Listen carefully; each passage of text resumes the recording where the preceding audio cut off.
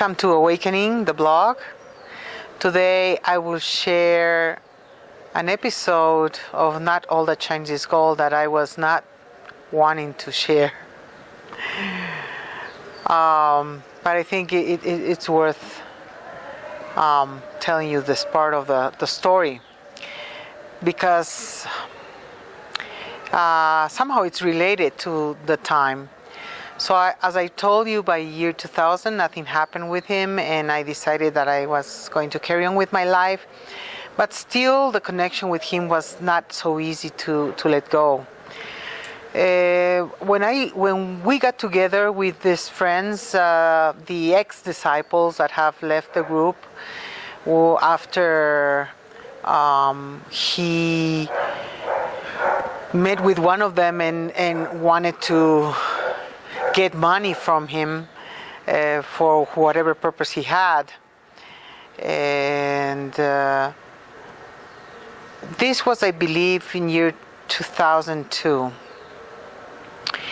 And early on in that year, my family went through probably the worst experience we have ever experienced as family. And it's mainly that my brother was kidnapped by this Colombian terrorist group that have probably kidnapped half of Colombia, but they came into this country and started kidnapping too. And so how this experience happened to me was again very interesting, and again through dreams. And I will share with you a part of it because it's connected to the time that we were meeting with the ex-disciples and that we were trying to figure out the truth about him. And so I think my brother was kidnapped maybe it was around February, I believe, something like that.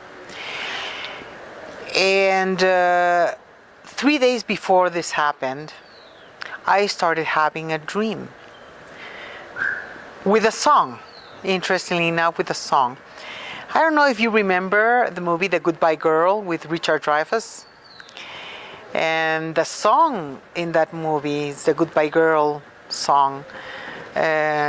Says something like this: let me tell you goodbye doesn't mean forever. Let me tell you goodbye doesn't mean we're never gonna be together again. If you wake up and I'm not there, it won't be long again. Because the things you do, my goodbye girl, will bring me back to you. So when I had that dream the first day with the song, I said, oh, how interesting.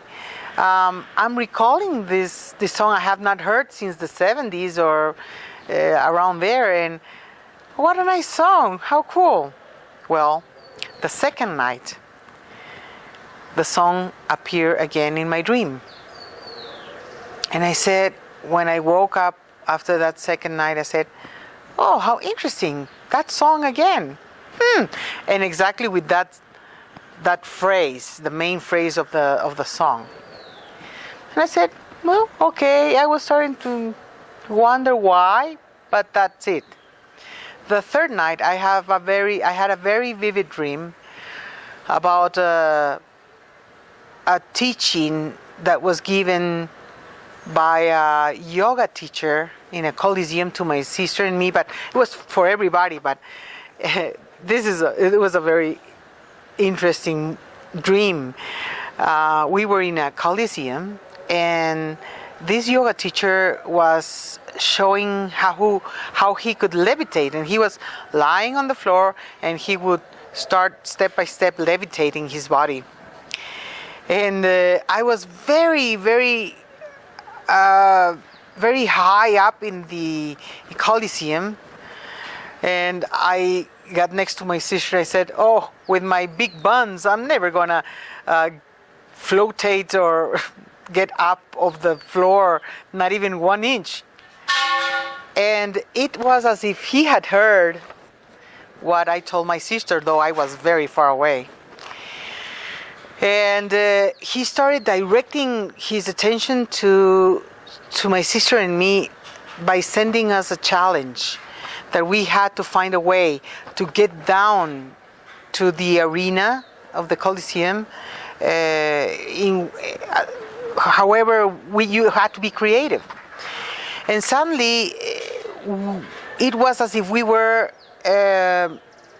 sitting on bunk beds, huge bunk beds. And my sister and I had to find a creative way to get down to the arena. And we found a way to get down through spider webs. It's like we were Spider Woman. But we finally realized that we were able to face that challenge and get down to the center of the Coliseum using the most amazing tools that we never thought we were going to be able to use.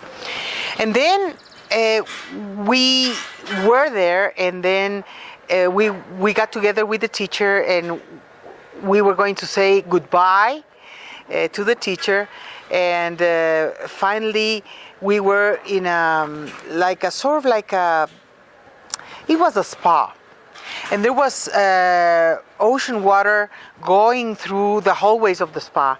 And suddenly, through the speakers, the same song appeared again. And after this dream, I woke up and I was really in huge anxiety. And I said to myself, something's going to happen.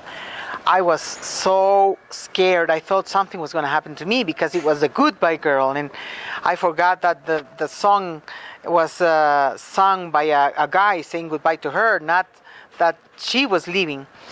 That day I went to the university here to give a lecture or something, but my heart was not feeling okay. I was really, really entering a state of depression because I knew something was going to happen.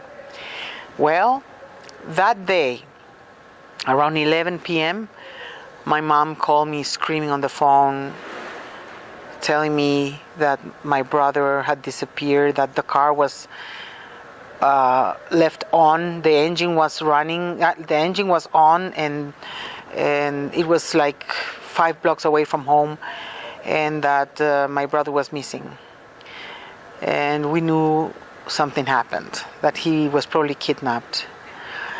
We didn't find anything about him for at least 2 weeks before we got a phone call. And I'm not going to talk about it. It was just horrible.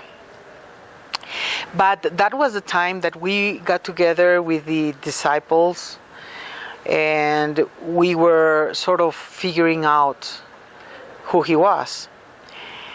When this kidnapping happened, he sent some news through that friend that I told you that she gave me her point of view of all the gossip that was going on, and that I finally decided I don't want to hear any more of this.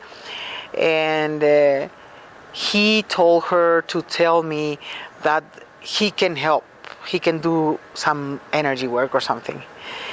And by that time, since we were getting together and we were finding out more through our experiences, all the not nice things that he did on the side, I told her to tell him that I really didn't need him to help me or do anything, which was already a step or a sign that we were finally being able to let go of this connection, of this dependency from him. So what we decided to do is to write an article for my radio show. The three of us, we were going to be on that radio show to talk about this. It's very dense, very difficult situation. I wrote the major part of the article, and the younger member of the disciple group, the inner circle, that already had left, he wrote another part, like a koan almost. And the three of us were going to have this radio show at my show talking about the false prophet.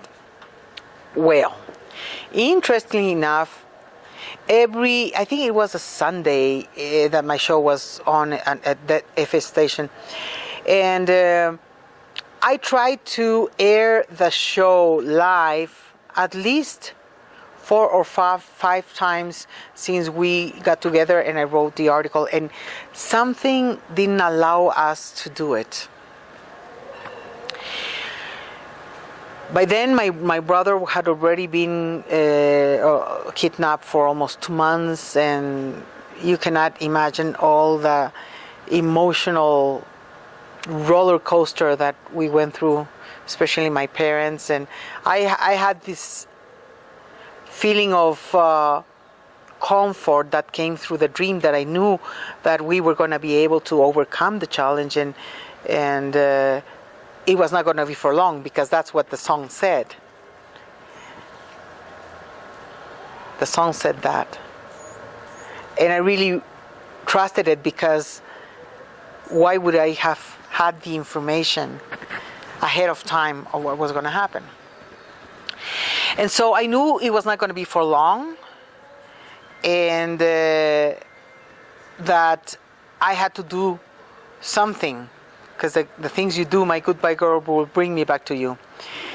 And I did what I had to do. I really got together and did group meditations and a lot of inner work to protect him and to be with him while he was enduring this horrible experience. And it came the time that I was able to air the show. And the three of us were at the show, and we were talking about it. And I had that feeling that my brother was going to appear that day. Something told me that finally, since we had so many difficulties in airing the show, I knew that that day there was going to be a major shift. And interestingly enough, by the end of the show, which it ended at 10 p.m., it was like 9:35, 9:45, somewhere around there. I get this phone call. And it was my sister that was crying unstoppably on the phone. And the first thing I thought is, my brother got killed. Oh my God, because she couldn't stop crying. She could barely talk on the phone. And the first thing, I had this horrible feeling. So my cousin took the phone from her and talked to me, and oh no, it was not my cousin, my brother took the phone, and he directly talked to me and says, "I'm home, please come, I need to see you."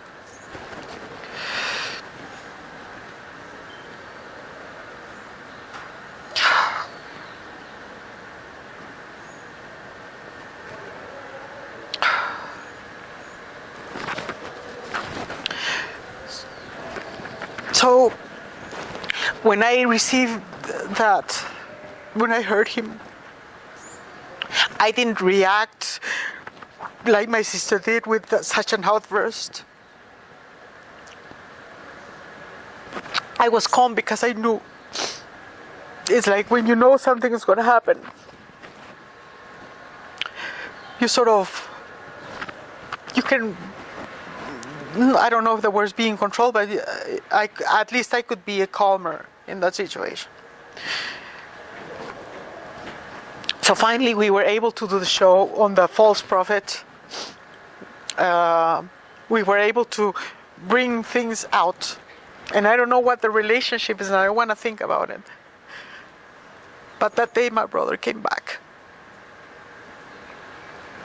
And like the energy changed.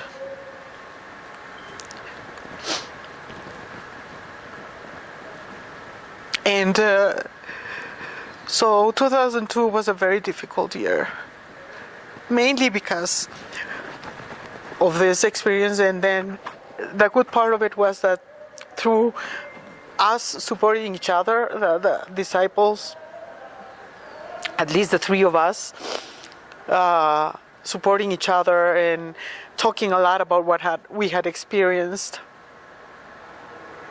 we finally were able to let go of this mind hypnotism that we went through while we were with him. Ever since then, I have not found out much about him. Thank God. Not interested either. But I realized that if I was able to overcome this, and they were able to overcome it, that we could keep the good teachings, the good moments, and also realize that finally the path needs to be walked in a more independent way. We could still, one of them followed Ramta for a while. The other one didn't. He finished his career and he decided to live his life.